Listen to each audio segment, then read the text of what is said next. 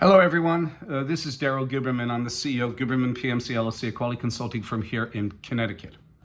Today is a very special day. I'm going to be talking to you directly, my fellow citizens and my business owners throughout the country and throughout the world, because you deserve to hear this. The term official. That term has been bastardized over time by the American National Standards Institute and the American National Crediting Board. The American National Standards Institute, ANSI, has been around for over 100 plus years. It's a standard writer, but they eventually metamorphosized into an accreditation body. In 2018, ANSI took over complete control over ANAB. And they have both federal agencies and corporations on their board. In 2015, Randy Dodry, at the time, was the vice president of ANAB, the chairman of the IAF. He was also the principal on the 990 tax form for the IAF. The International Accreditation Forum is incorporated in Delaware. He handed over leadership of the International Accreditation Forum to this Chinese communist gentleman, Zhao Jinwu, who at that time is also the chief executive of the China National Accreditation Services. He has been in our quality since 1994. Does anybody understand the complexities of that? The Russians used to do that, send in spies to companies, but nowadays we invite the Chinese in with open arms. So this was taken in 2017. This is Zhao Jinwu standing in the laboratory in Wuhan, China. Yes, the BioLevel 4 lab that released the COVID virus, without a doubt, released it. You know why? I'm going to prove to you why it was released from a Pamela Sale, a vice president of quality for ANSI-ANAB. And she runs ASCLD Lab, which is also run by ANAB and owned by them.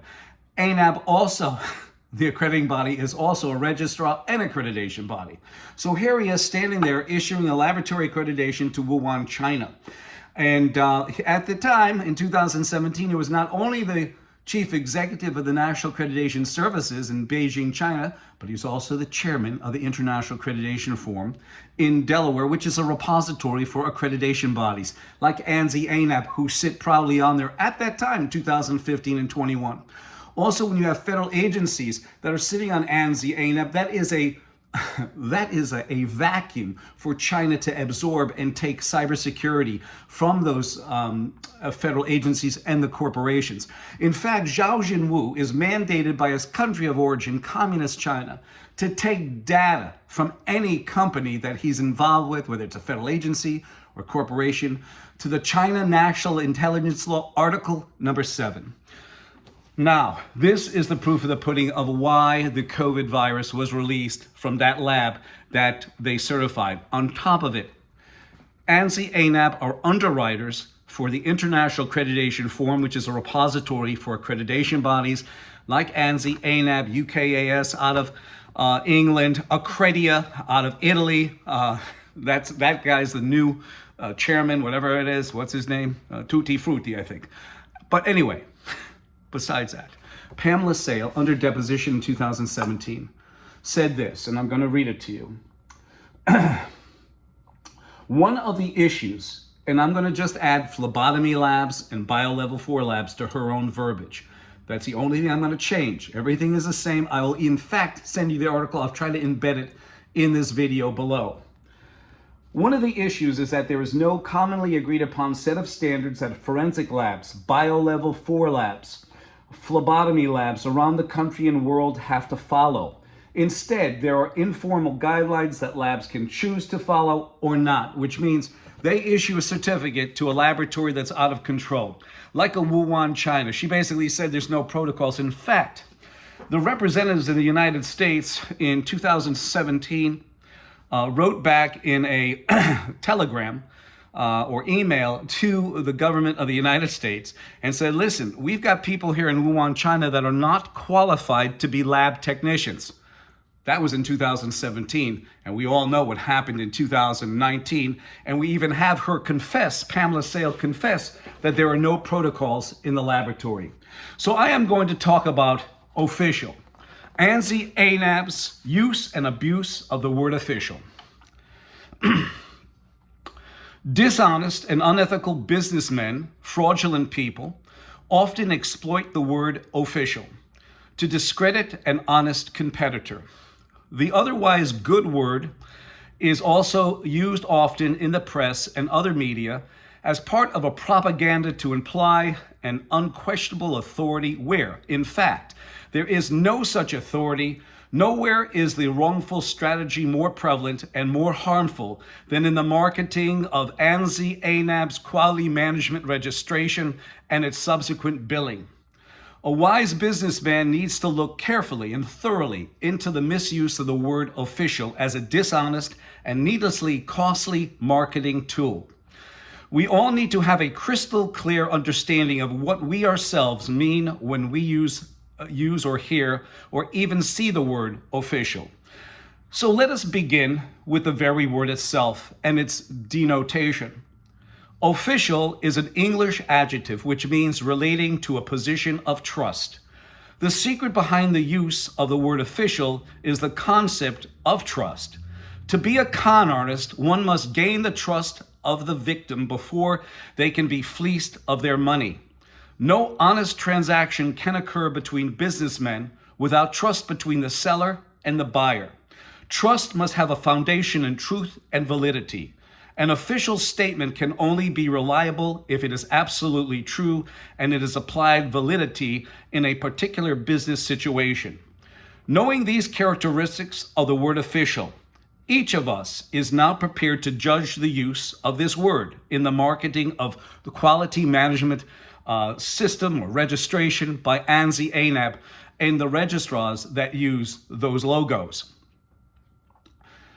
We can now sort out deceit and greed from honesty and the truth in regard to the product and its cost and its comparison to competitive products and costs. Now, the frequent use and abuse of the word official in the contracting for quality management registration used by the American National Standards Institute and the American National Accrediting Board and other accreditation bodies that sit on the IAF, okay, and ANSI-ANAB, once again, are underwriters for the International Accreditation Forum Incorporated in Delaware and also the International Laboratory Accreditation Cooperation in Australia. Now, the frequent use and abuse of the word official in the contracting of ANSI-ANAB quality management registration and upkeep is a separate subject altogether and requires a detailed explanation of methods and practices comparing both the honest and fraudulent use of the term official in the offerings of these particular businesses. However, once armed with this crystal clear understanding of the word official, a businessman seeking quality management assistance can now judge and compare the marketing materials of registrars in such a way that the truth will come out and he or she will be able to obtain the best services available to him. Like on Boeing's supplier portal, it says must be ANSI-ANAB or internationally equivalent. And when you find out the international equivalent that they're calling out could be Iran and Pakistan because they are equivalent in accreditation to ANAB, you scratch your head. Boeing was caught fudging documentation, yet they sit on ANSI's board right over by the accreditation body. They stick down your throat, ANAB. You have Lockheed Martin, who makes Drek F-35, also the Littoral battleship. The F-35 was stolen by China in 2009. In 2012, a division of United Technologies got their data taken. That was Sikorsky Aircraft. In 2015, Lockheed Martin goes to purchase Sikorsky, and in the Connecticut Mirror, it states, with China's okay, Lockheed Martin closes in on the purchase of Sikorsky Aircraft. You also have the factor of Pfizer and Johnson & Johnson sitting on ANSI's board right over by the FDA, USDA, CDC, NIH, FBI, DOJ, DOT, etc. And they skipped quality processes and standards. They sit on the board of ANSI, right over by the accreditation body that they use in many of their facilities. In fact, the FDA approved ANAB for third-party registration for food safety. And they sit on ANAB's board. You find anything wrong with that?